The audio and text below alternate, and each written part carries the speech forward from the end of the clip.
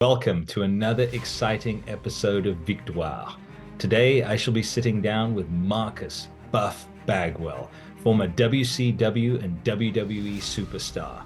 For those of you who may remember, Marcus was part of the infamous NWO group.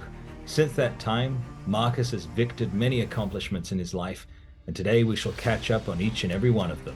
Join us in Victoire. Victoire.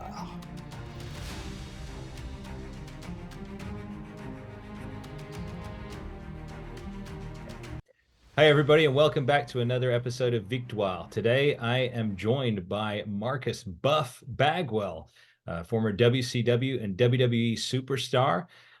Marcus, welcome to the show, and thank you for being a guest on Victoire. My pleasure, man. Fantastic. I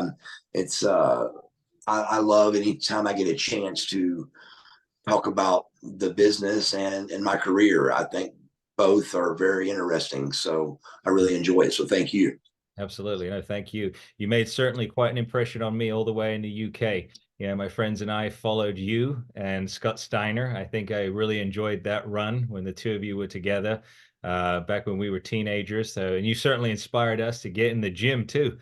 You were a huge proponent when we were Well, younger. back in our day, man, there wasn't an internet. You couldn't Google how to work out or how to get big. It wasn't a computer. You had to walk around gyms and ask people, why did you do that? What do you eat? Why did you do that exercise? And it was trial and error for Scotty and me. And nowadays you can Google anything to figure it out, but not in our day. It was a lot more dedication involved, a lot more consistency. It was just really a much harder process. Yeah. And that's a good place to start. That's a good launching point because you are a Buff Bagwell. So let's go into that a little bit.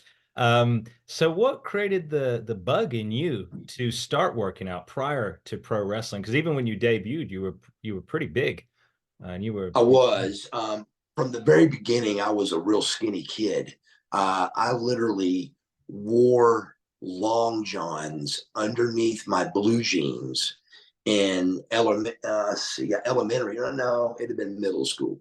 Middle school, when I realized that I was thinner than a lot of the boys, I was very self-conscious about that, extremely self-conscious, to the point where I failed PE in middle school because I didn't want to dress out and let the boys see that I had long johns under my jeans. Oh, I see. Okay. Wow. So that made my jeans tighter, made me feel better about myself. So from a very young age, I was very self-conscious about my legs being skinny. Even though my whole body was skinny, for some reason it bothered me about my legs. So as as I started getting older, and now I'm entering high school, now I'm still seeing that I'm a skinny kid, but I was a super athlete. At 14, I won the Golden Gloves State of Georgia boxing championship. And so that was a big deal. And then football and baseball followed, little league football, baseball, but I was excellent at all three of those. I was going to take boxing off for 1 year and then come back because they went from weight to age. Okay. I was 61-1 when they did weight. When they switched to age, I started getting beat up. Okay. So I was going to take a year off and come back, but high school happened, girls, cars, and high school sports happened, and I didn't go back to boxing. But I continued with football, baseball, and did very well in both those. But all of it, none of it mattered. What mattered the most is I wanted to be muscular. Right. Yeah. Yeah. I wanted to be muscular. So the baseball coach is begging me to quit working out. The football team is begging me to work out. And I didn't care. I love both sports, but nothing was going to stop me from having a muscular physique. I didn't know why. I didn't know wrestling. I was going to be working for my parents' lumber yard, and they had a a lumber yard called Southeastern Building Supply in the 70s and 80s. And my two brothers, were going to work there when they got out of high school. They got out of high school and did work there. And then I was the baby and I was going to work there as well. And my senior year, my father came to us and said, we're going broke. So for 17 years, we lived very, very rich and very, very fortunate. And my senior year, it was all going away. My father's money to get all three boys kind of started in something. And so my oldest brother picked a gym because he was the guy that worked out too. My middle brother picked a drywall company, and I picked massage therapy. I want to do something with, who knows what they want to do at 18? Yeah. Nobody does. So I didn't know what I wanted to do either. Like I said, the whole plan was to work for Southeastern. But when that went away, the closest thing I could come up with was some kind of sports trainer. I love sports, so I was going to do some kind of maybe sports medicine or sports trainer type business. And my grade point average, again, because it didn't matter, was a 1.8. And there's no college you can go to. So the quickest route that I found to making money and a possible career was through massage therapy. And I went to the Atlanta School of Massage. I graduated #1 in my class and loved it. I loved massage therapy, loved it. And my first day at the number one company in Georgia was a company called Corporate Sports. And they hired me instantly, which was a great thing. And my first client was a woman. She walked in, saw me, and turned around and walked out. Oh. And I'm like, what's going on? What are you doing? Yeah. Well, it was, I didn't realize this, but that was the first day of the end of massage therapy, because women were, I didn't realize this at the time, but women were going to be self-conscious about their bodies more than men were. And like in any business, even in pro wrestling, you need the female clientele and you need the male clientele to be really popular. And I had the men clientele because they don't really care, but the women clientele. Oh, Marcus, your sound's gone off. I can't hear you. Can you hear me now? Yeah, I can hear you now. It's coming in a little bit. Okay.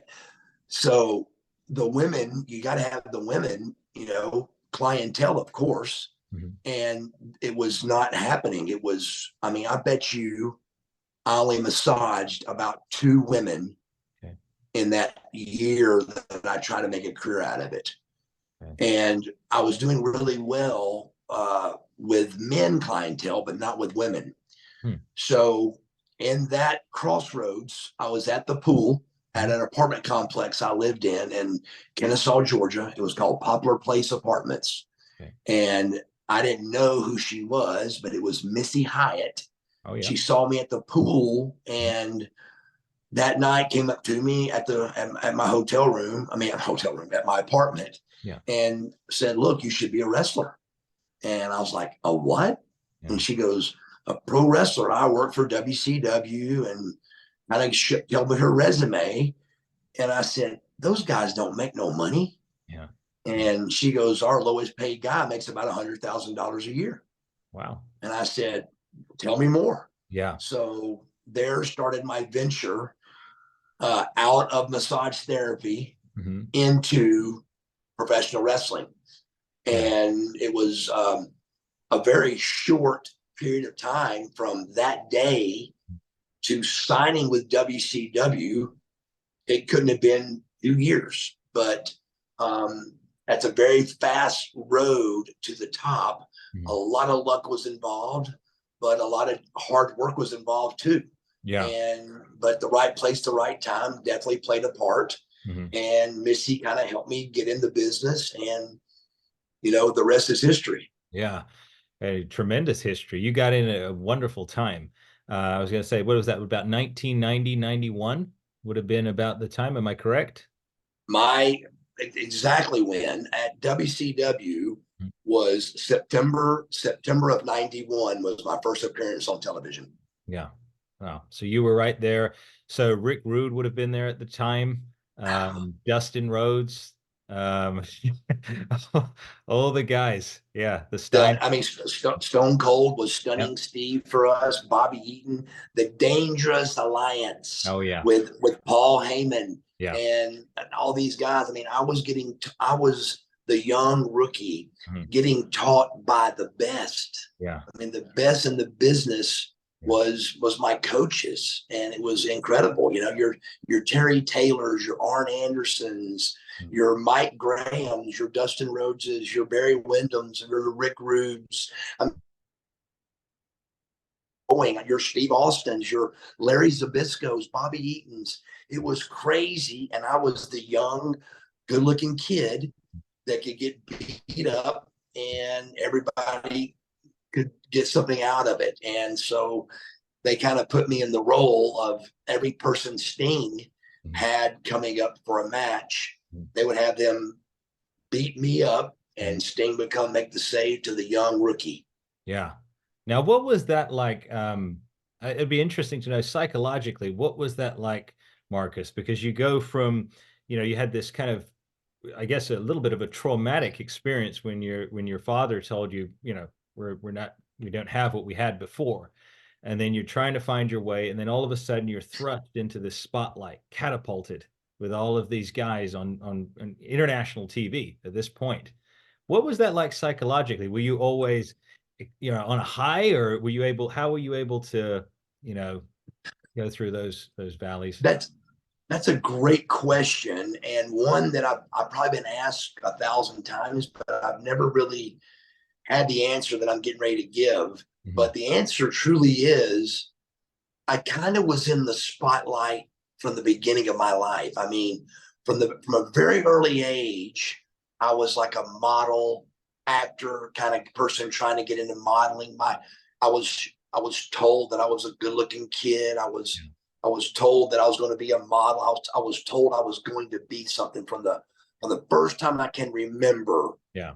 It was I was going to be something. There was no doubt, and it wasn't what I thought. It was told to me that I was going to be something. I Yeah. had a very passionate family, Mhm. and they both were very, very successful business owners, and they were very big. They were very big leaders. My father is in the NHRA, which is the National Hot Rod Association um, Hall of Fame. Okay. So his love and passion was drag racing, Mhm. and he's in the hall, and he reached the max, which is the Hall of Fame. Yeah. So I was around a bunch of leaders in my family, very, very powerful leaders. Yeah. And I was told I was going to be a leader and powerful too. So even though I was on TV, to me, I was at the bottom of that situation, Right. and I didn't like it. So when the Sting thing happened, yeah, that was the first time that I went, "Hey, man, this is cool. I like this." But I can remember going to Dusty 10 times going, "Dusty, I'm getting beat every week, man. I mean, what are y'all doing to me?" Yeah. And he goes, "Mark, believe me, it won't matter. It won't matter." Yeah. And I trusted the process, Yeah. and he was right. It didn't matter. And people loved me anyway, Mm. and they fought for the rookie, rookie of the year, Marcus Alexander Bagwell, the Right. Marietta native. They got behind it, and it worked. Yeah. And it really did work. Mhm. And then, eventually I switched to the Buff character Yeah. when the NWO thing happened. But Yeah. Marcus Alexander Bagwell, I thought was going to be a horrible way to go, Yeah. and it was a fantastic way to go. Yeah, no, definitely. One of the things I was thinking about there is the schedule that you were on. Now, we've heard stories about the WWE schedules and them being absolutely crazy back in the 80s and 90s. Was WCW any different? Was it less of a travel obligations? How was it back then? It was told to us that it was much different. Pay wise is what we heard the most. Mm. You got to realize there's only about two or three people that did the whole journey at WCW. Yeah. And I'm sure I'm missing some people, but I know for a fact I was one of them. Yeah. I did the whole journey at WCW without going back and forth to the WWF. Being Dallas Page, I think Eric Bischoff, but there's a handful of guys that only made that journey. Yeah. That was WCW all the way. So your question again was the travel schedule. How the travel schedule. The main thing we heard about was money, that we were spoiled rotten because we had contracts. The WWF didn't have contracts. They got paid weekly by according to how the company made money. So like they may get a $500 check this week and a $10,000 check the next. Oh, I see. So they didn't know we knew what we were getting every 2 weeks because we were paid under contract. So we were told by all them boys, all the WWF boys, that we were spoiled brats, we were spoiled rotten. Now the work schedule, I think, was about equal. I know that we did, 280-day years, 300-day years for sure. And I know I was on all of them, a couple of those times. And then, it was, but I do think we had an easier schedule, but there was definitely, the money was different, but the scheduling was not so different. Okay. Now, so you guys were under contract. One of the other things, because it always seemed, sorry, can you hear me? Yes. Okay. One of the things that seemed on television, at least, that you guys were cared for, it came across. Now, in terms of like if you were injured or your health insurance and things like that, was that different in WCW? Because we know, obviously, we've heard Jesse Ventura say he was trying to unionize the wrestlers for WWF because they didn't have anything. Did they take care of you guys in terms of your health? Was there any difference there? There was nothing in writing, but I can speak for myself that it seemed that they took care of me every time, from a broken nose to a knee to my $300,000 broken neck. They took care of me for sure. They were a fantastic company, but don't be misunderstood. We were subcontractors. Right. Okay. And, the big argument in WCW was, how can you drug test a subcontractor? If your plumber comes to your house, you can't drug test him. Right. So, but when you're making $500,000 a year, you got to pick your fights. So, it wasn't quite worth it. So needing a union, it needed to be done so bad. And easy explanation for that is the NFL, how hard they work to get their, union and stuff together. That's 30 football teams with stars on every team and $1 million stars on every team. And you got a 2-company NFL, WCW and the WWF, and only a few millionaire stars in each. So there wasn't enough people to join together and have the power of what they needed. So the rich just kind of got richer and the rest just did the best we could. Yeah, that makes sense. Did you at any time have a desire to go to the WWF, or were you perfectly comfortable in WCW? I was perfectly comfortable in WCW. Wanted to do my whole career there for sure. There was never an opportunity that did come up. There was one time right toward the end where Vince himself reached out to me, and because I signed my contract in a hospital bed with a broken neck, I did not want to be picky, of course, about my contract. Eric Bischoff, on a handshook deal, we had a handshook deal on my money for a 3-year deal. And Eric calls me up in the hospital and goes, "Hey, you're probably worried. I don't want you to worry about your contract." And I said, "Well, I am. I mean, are you kidding? I'm definitely worried." He goes, "Well, this is in the day of couriers." He goes, "Well, I'll just have it courier to you." And so it came to me by a courier. I turned to the last page, made sure the money was right, signed it and sent it back. Yeah. like any other professional, non-egotistical maniac Right. should and would have done. Right. And that's what I did. Yeah. But it was a mistake I made. I feel like it was a mistake I made because when Vince was courting me, he looked at the contract and couldn't even remotely touch me. Yeah. We hung the phone up with him saying, "We can't do business now, but we will do it in the future." Okay. And so within the next, gosh, maybe just the next year, even, Mm. it was he flew me up during that time, Mm. found out the contract was crazy, Mm. no way to get through it, ironclad. Mm. And then before you knew it, he owned us. And I went from Buff Bagwell Yeah. to, was your name Mark? Wow. So it was a vital, vital thing. But again, to have to do that over, Mm. Marcus Alexander Bagwell and Eric Bischoff Mm. handshook on a deal. Mm. There's no way having that to do over, Mm. I would have ever been picky about the contract. Yeah. WCW treated me wonderfully. Mm. So I treated them back wonderfully by signing the deal they gave me. Yeah. No problems, no questions asked, no problems from Bagwell. Sign the paper, get it to them. No, take this out, take that out. I Mm. could have got all that taken out if I hadn't been laying in that hospital bed. Yeah. But it wasn't worth ruffling feathers from a company that's taking care of you.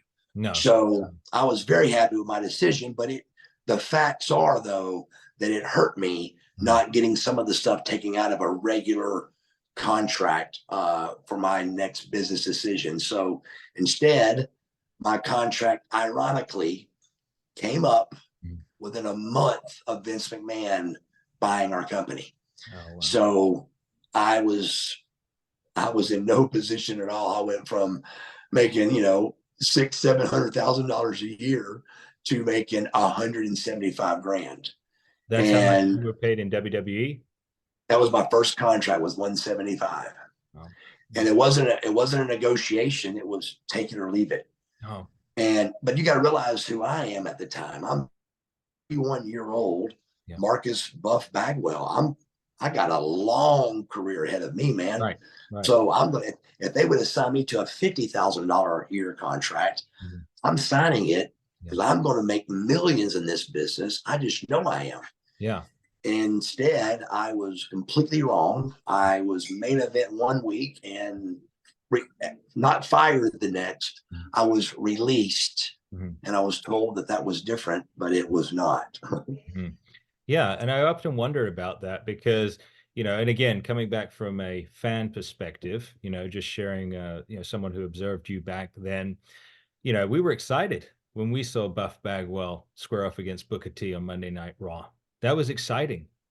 Sure. The possibilities were endless with a WCW invasion. One thing I wanted to ask you, because it's always been on my mind, is the creativity of WCW.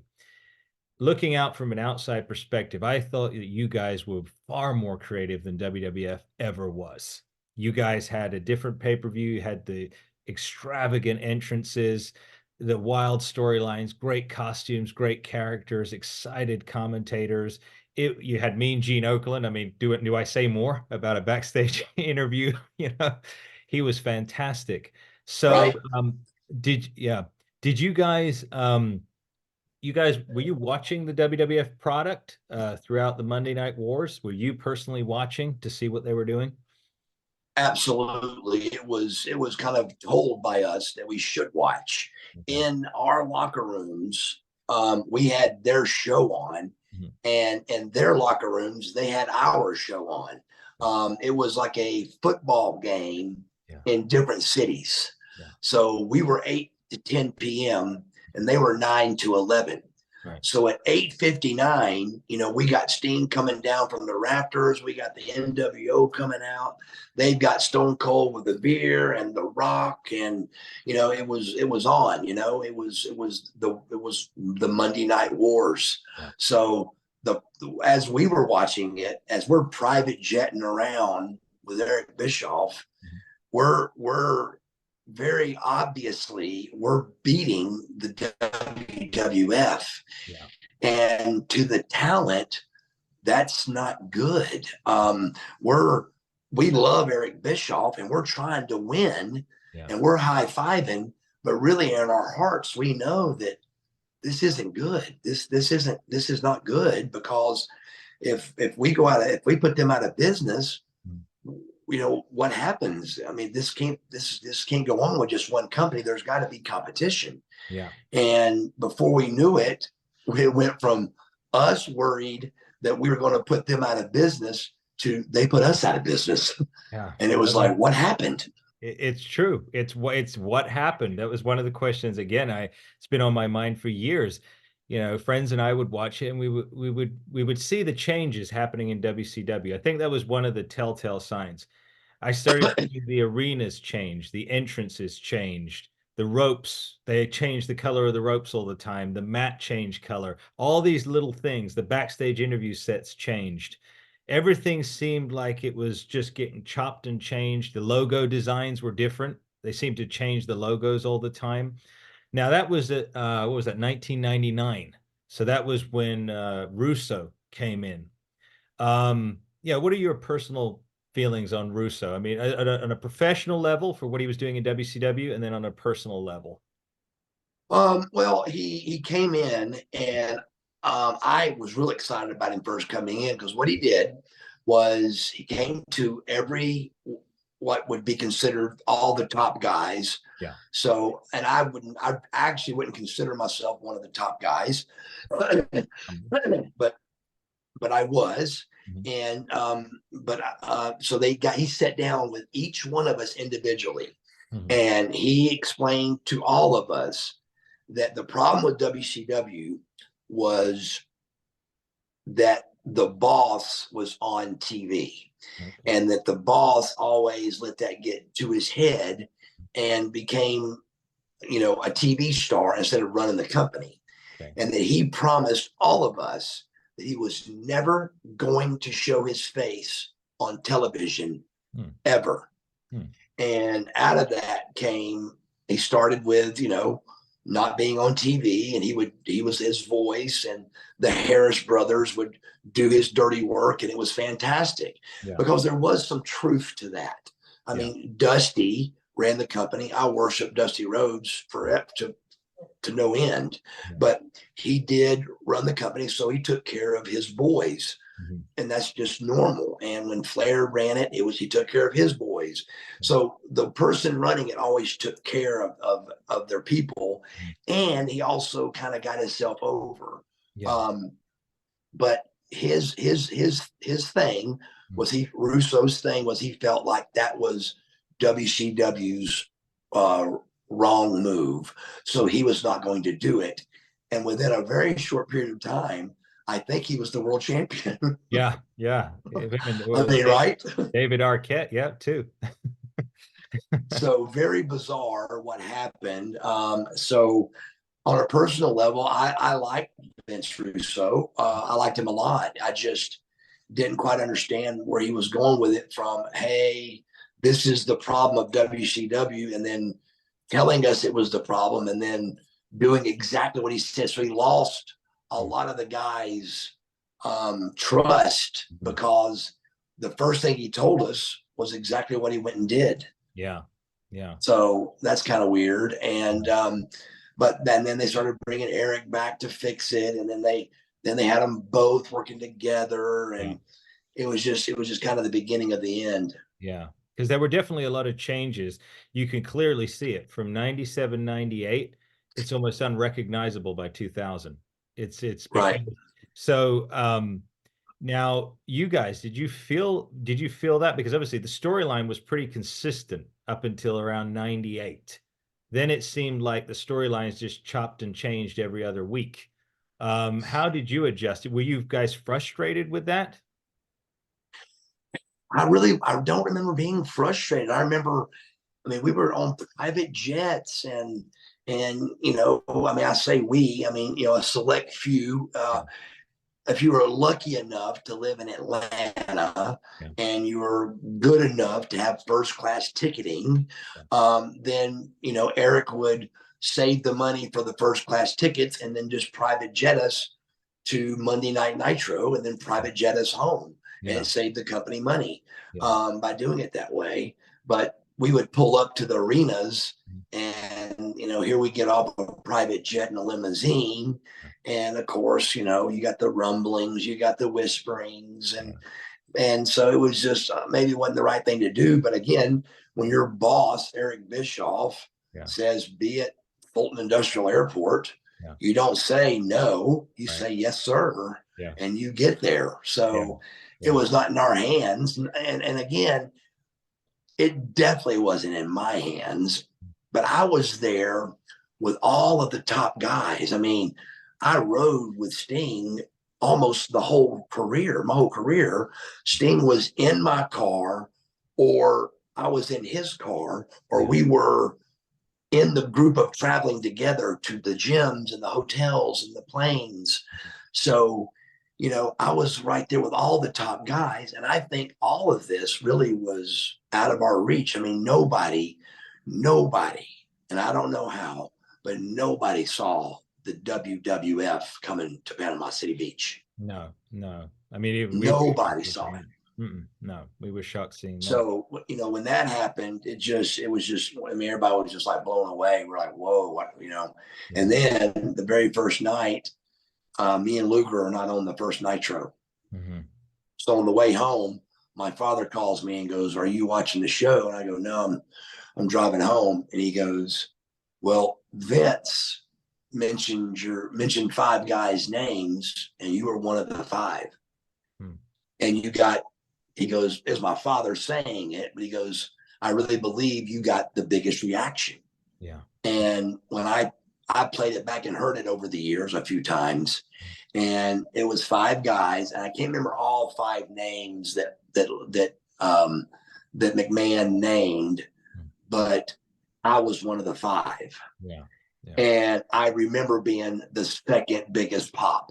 Mm-hmm. And with that known, I didn't know anything of what that meant. Mm-hmm. But Lex Luger's and Sting's and Eric Bischoff's told me that meant the world. Yeah. That Vince McMahon did not do that. He did not ever say your name unless he was planning on using you. Yeah. So I felt really good about that. Yeah. But it didn't seem to help me much because, my career was over. And people don't know this, but I can tell you, my television career was over when they scheduled that match in Tacoma. Because what people don't realize is in Tacoma, Washington, the next week was Atlanta. Yeah. Now, why you would ever put Booker T and Buff Bagwell in a match 5,000 miles away from the Invasion? Yeah. The Invasion, we're going to be there in 7 days. Yeah. We can invade Atlanta. Booker T, Buff Bagwell, Georgia Dome, or the what was that arena? It was the not Panasonic, but it was a Progressive, or the State Farm Arena was another arena then, and in Atlanta. So either that arena or the Georgia Dome.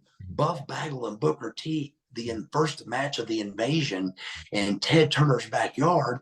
Yeah. That's money. That makes sense. Yeah. But instead, they chose to put us at the WWF's show, and we put a WCW match on a WWF show in Tacoma, Washington.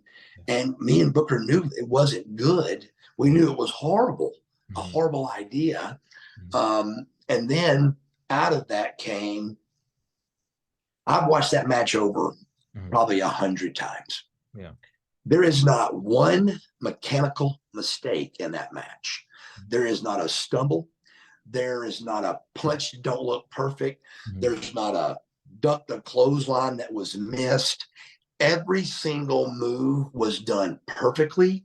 Yeah. There was no blunders. There was no bloopers. And now, was it a good match or a great match? No, But what nobody knows is nobody came to me and Booker for that match. There was Pat Patterson and Johnny Ace. Pat Patterson did the main events for the WWF, Okay. and Johnny Ace was in control of the WCW guys.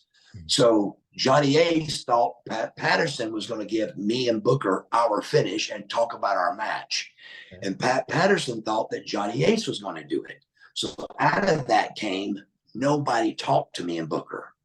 Stone Cold came up and said, hey, at the end of y'all's match, when Booker's making the comeback, me and Kurt are going to hit the ring. And he gave us what was going to happen there.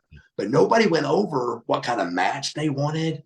And so when me and Booker got in the back, we were kind of blaming each other for what happened out there in the match. And Johnny Ace said, hey guys, y'all quit arguing about this. It's really not y'all's fault. It's our fault. And he explained the Pat Patterson, his deal not coming to us. But out of it came two of the craziest stories I've ever heard. Okay. One, we got fired over a bad match. Now, buddy, two things. You can look back at my career and you can't count on one hand, on half a hand, you can't count the bad matches I had in my career. They were excellent. So, and even if you could, you don't fire somebody over having a bad match, if that even was a bad match. Right. But what made it sad for me is that rumor and the rumor of my mother calling. Yeah, I heard about how that played a part. Why that affects me, I've got no idea. Yeah. If it's true, let's say it's true. I can't fix that. I can tell my mother to never do it again. Yeah. But you don't fire a talent like Buff Bagwell because his mother called and because he had a bad match. Now, please understand this. I was never told those two things. Okay.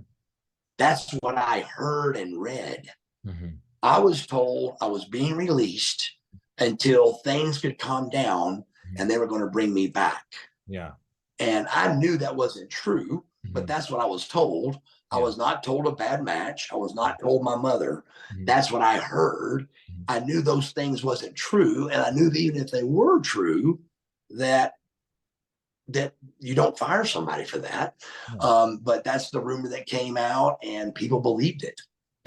Well, it's shocking to me. That whole situation was shocking because you were arguably, at that time, you were so good at what you did. You were totally buff with Lex Luger.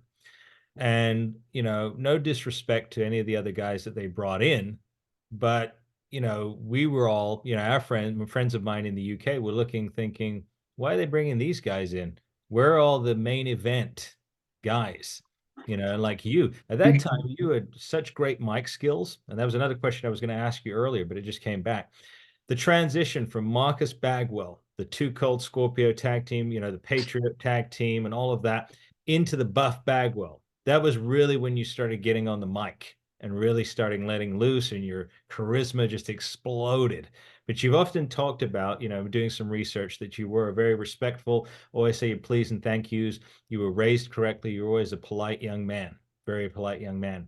But then you got that, obviously you're the heel character with Buff Bagwell, right? So you've got to amp it up, but you just seem to come alive. I mean, you were, and again, no disrespect to Scott Steiner, but when he had you talking, when you would come down, you were the one who set the crowd on fire. You got it going. You were there to build him up. So was that, when you got to play the role of Buff, was that a part of you that was always in you, or did you have to work on that to bring that out? I think it was always in me. I think everybody wants to be cocky and a bad guy. I think it's more fun to do that. But a lot of people are not good at doing it. I was very comfortable being a very cocky bad guy. and very believable. I hated you. And I'm like, well, good. I did my job. But then when they meet me, they're like, you're really a nice guy, man. You're a nice guy. And I go, man, that's TV. But I was very believable at it because let's do face it. The truth is I did have one of the best bodies at that time in the business. And so when you come out and go, look at me, I look incredible. Yeah. That's heat, Yeah. Yeah. and every week to week, you come out with ripped abs and tan and shredded, and you're telling everybody about it. It's funny. Yeah. It's heat, but I think the funny part of my character is what kept it so fun. Yeah. It was very believable that I was having a blast. Yeah. Yeah. Yeah. And I was having a blast. And I just went out and there was no rules. I just did what I wanted to do and they allowed me to. Yeah. I'm not kidding you. You want to say 1,000 times. It wasn't 1,000 times, but I bet you 100 times the WCW asked me to quit talking in the camera. And I bet you I did not listen 100 times. Yeah. Finally, the WCW suits came down and said, if Bagwell wants to talk into the camera, let him talk in the camera. Mm-hmm. Now, the reason why I'm telling that story is this is another story that nobody knows. Okay. and again, I can't, and of course, unfortunately, I can't prove it. And the story is I am backstage. Mm-hmm. Me and Booker are already depressed because we know this can't be good, mm-hmm. that we're doing a match in Tacoma, Washington. It ain't like we're excited about this. We're depressed about it. We know something else is up. Yeah. We're trying our best to stay positive, but it's negative. We know this is negative. Mm-hmm. And in the middle of that negativity, out of nowhere, Shane McMahon is in front of me. Okay. And as soon as I saw him, I instantly tried to find a set of eyes that could see in me and Shane talking. Mm-hmm. And there was not a set of eyes that saw me and Shane talking, not one set. And I mean, he couldn't have planned it no better. And he looked at me and he goes, don't talk into the camera. Mm-hmm. And I go, Shane, that's all I do. Yeah. I said, I pose and I talk in the camera. I go, that's what I do. He goes, if you do it, you're fired. Wow. Next time you play back the Booker T Buff match, I want you to watch the last two entrances that Buff Bagwell did before the match with Booker T. Mm-hmm. And then I want you to watch the Booker T entrance.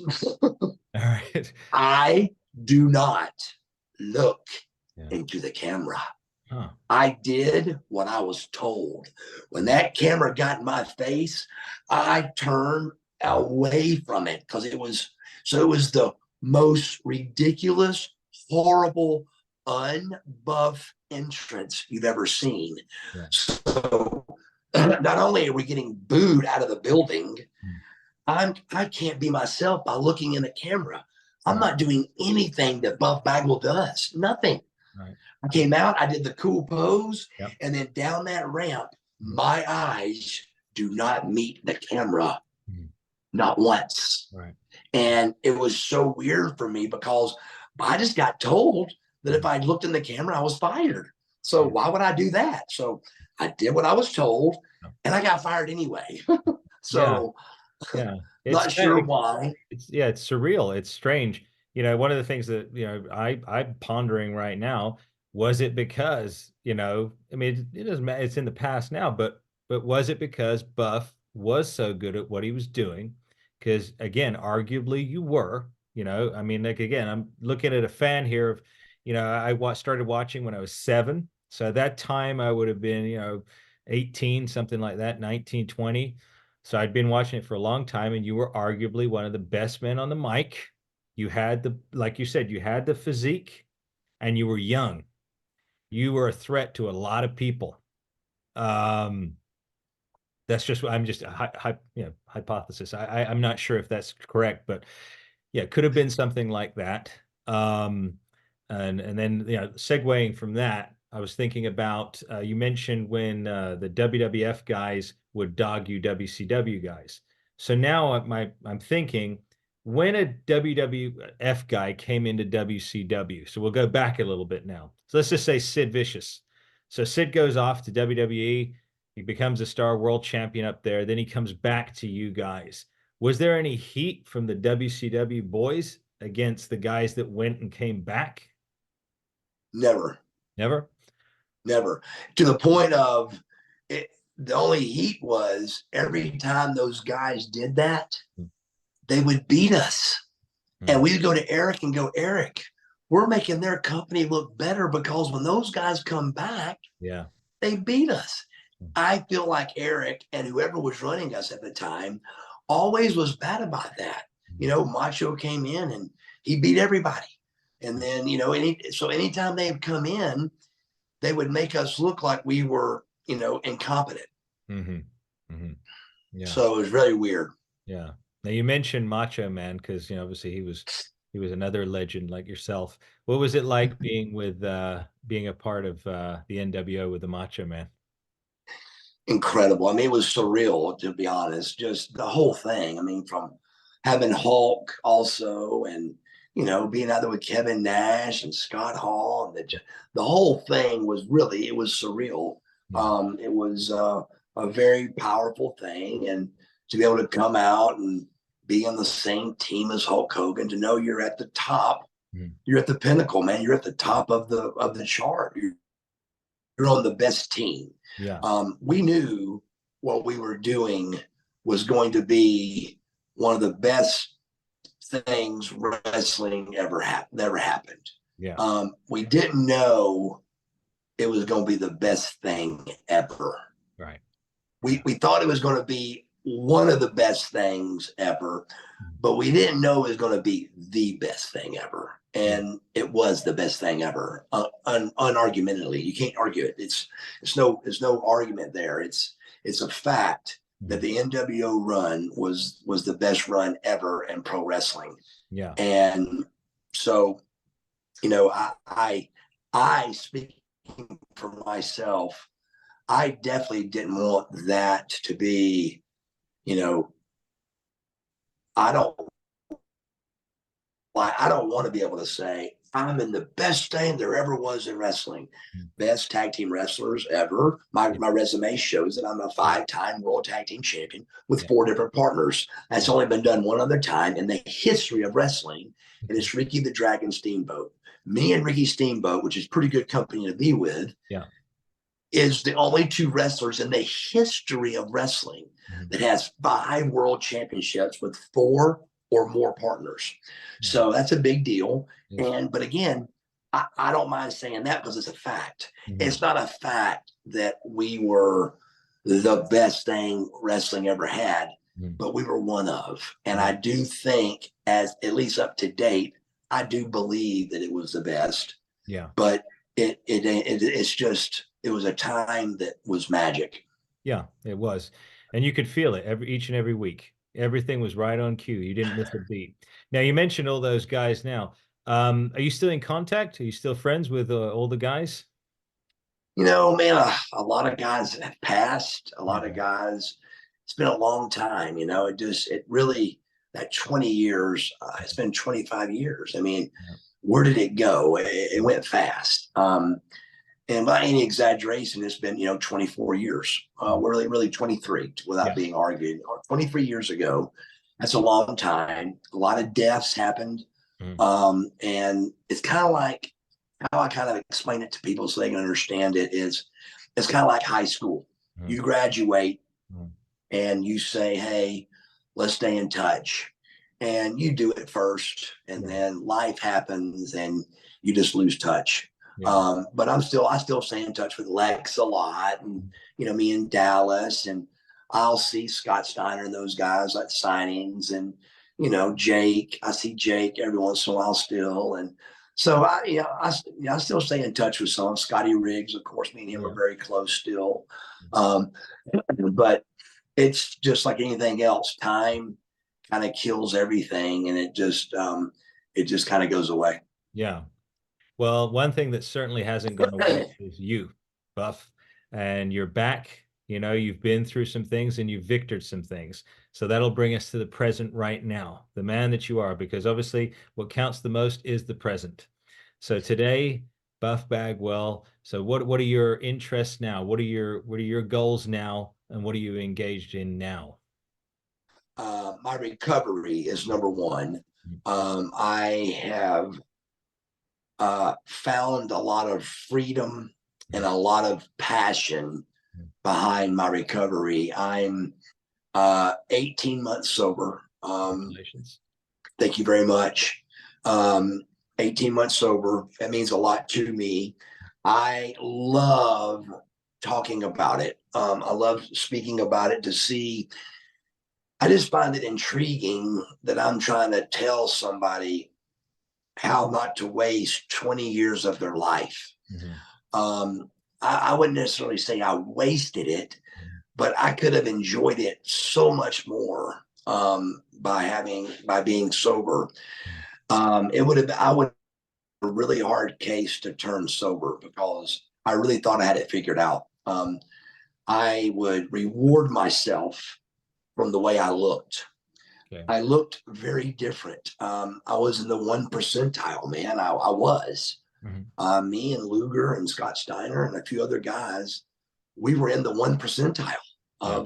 of our bodies. Yeah. And so from that, I thought we had it figured out where we would reward ourselves with pills and alcohol after our workouts. Hmm. And we did that for 20 years. And it finally got the best of us, all of us, and it definitely got the best of me. When WCW went away, how I look at it is WCW was a leash, Mhm. and I had an addiction problem, Mhm. but that leash kept my addiction under control. Okay. And then once that leash was cut loose Mhm. and I didn't have a leash anymore, I just became unreachable and it got worse and worse. Hmm. Well, congratulations, Buff, for all the work that you've done. Because I know, I've heard some other interviews where you've talked, and obviously you're good friends with Lex Luger. He's a big component to your career and your life. So I Yes. know I know that Lex is also a man of the Lord, and he's been praying for you. And you mentioned that in some other podcasts. I myself am a believer. I love the Lord. And I do believe that, obviously you've been kept, you've been saved and preserved for some greater things, Buff. And and I believe that, you've got great story, everything that you had in professional wrestling, everything that you have, all your mic skills, your energy, your determination, your discipline, and all that is now going to be able to be applied to something, like you said, where you can help others, you can lead others in a positive direction. And this is just your new chapter in life, Buff. I'm very excited about it. You know, the God thing Mm. is a huge one for me. Is a it is one that I find very hard with recovery for people not to add God into the equation. Mhm. Um, all the argue, if you want an argument, you got one when it comes up to God Yeah. or politics. Yeah. But unfortunately, God to me is just a no brainer. Mhm. Um, he is the way, he is the answer, and my future, my past, this 18-month pass, and my future has God all in it because of that reason. Yeah. One of the things we're supposed to do as Christians Mhm. is we're to witness and to take people to Christ, and that's what I'm hoping I can do with my recovery. Mhm. Put God first, Mhm. and everything else is second for sure. Yeah. God is my one, Mhm. and God needs to be everybody's one. Yeah. And your two is your partner, and so on. Yeah. But one is God, Yeah. and there's no doubt about it. He is my one. Yeah. And it's amazing that you say that, Buff, just to bring in a couple of the other guys, because obviously we know that Hogan was just recently baptized, and he's speaking very powerfully for Jesus Christ. And what Yes. I find interesting is, again, my walk with Christ began in 2004. I actually was training to get into the world of pro wrestling. I came out to a wrestling school in Southern California, UPW, with Rick Bassman. Wow. I was training in the same class as Chris Masters. It would have been 2003, 2004. And then I came to Christ, and God had different plans. But so, having watched you guys as a non-believer, all you guys were doing what you were doing, to seeing now all of you guys like Hogan, Luger, yourself, Sting, Shawn Michaels, all these guys now claiming the Lord. I wonder what God is doing, because you guys had such a reach over such a tremendous amount of us young, especially our young boys like myself. Sure. And, I've often said, what if someone who was at the very top of the pinnacle of wrestling started talking about it? How many people, because you can do things to help yourself in life, day-to-day life, physically. But ultimately, as you just expressed, salvation is the key, because when we close our eyes for the final time, the worst thing would be to be separated from God. We don't want to go to that place. Yeah. What a scary place that is. Yeah. Yeah. So, Ooh. but is there anywhere where people, I mean, obviously you've got your website. Is there anything else, any upcoming events that you've got that you'd love to be able to share with people right now? I really don't. The best thing to do is to stay in touch with me on social media. Okay. If you go to marcusbuffbagwell.com, marcusbuffbagwell.com, that's my website. And you can go, that'll take you to my email address. And it also takes you to all my platforms on social media. And you can look it up there, and you can, see I keep a lot of stuff on Twitter and Instagram, and I keep things posting to keep me out there. And you can, and it's also, I got my email address right there that people can reach out to. Yeah. But go to marcusbuffbagwell.com, and all the information is on there. Yeah, we'll put a link in the description of the video and make sure we get that out there for you, Buff.